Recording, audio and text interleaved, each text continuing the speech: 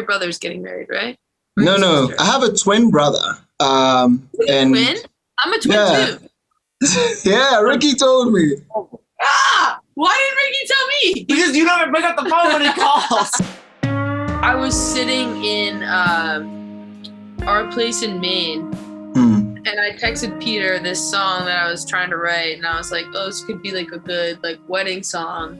And he was like, "Yeah, like let me like try and think of something." And then like maybe like an hour later, sends me the beginning of All My Life back. It was like just the guitar. No, it was the keys and the driving on the first verse. And I go, oh my God, that's so much fucking better. Yeah. I think like I'm the most specific about how voices sound together. And I think that like my biggest thing was like, okay, well, if this guy just has like an amazing voice, but it doesn't sound good with mine, like how is that going to translate?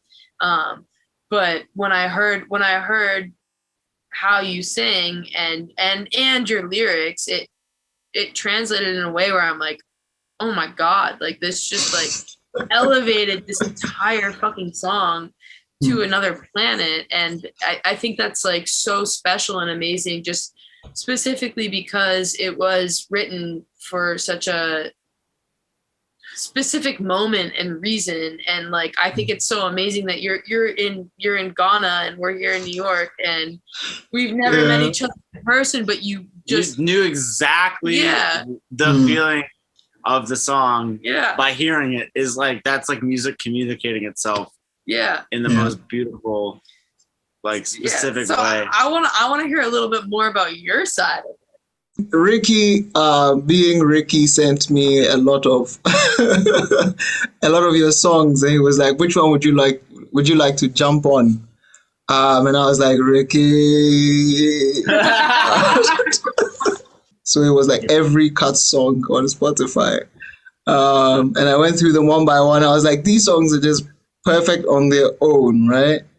And then I reached All My Life and I heard the intro. When I heard the intro, I was like, yo, I'm in a bar right now. See, I knew the intro was good. Ricky telling me the intro. Nobody likes the intro. When you hear the intro and you hear Lily's voice, you're like, yo, like you're immediately like captured.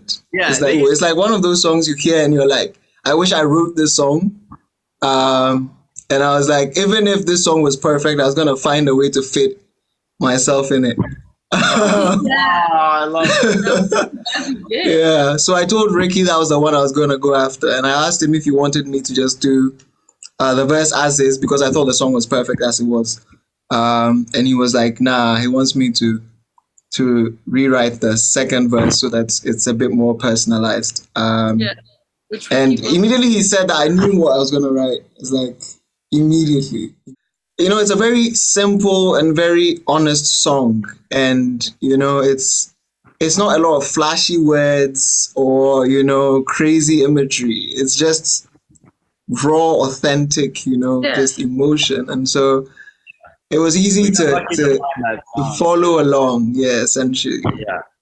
I was like, man, you know, because we were like, once we wrote that second verse, when we wrote it, we were like, that was it. We had no one. I know that feeling. It's like second verses are the hardest things to write. Yeah. No, dude, exactly. And that's what's so amazing about like the collaboration is like you took this song and you felt something and you wrote something that was so obvious and in line with the song. But we would have never thought of it because we weren't you. We weren't like feeling it and we weren't feeling it fresh like you did. And I love how you came into it and just made it your own. And like I think that this is like the most beautiful thing about collaboration.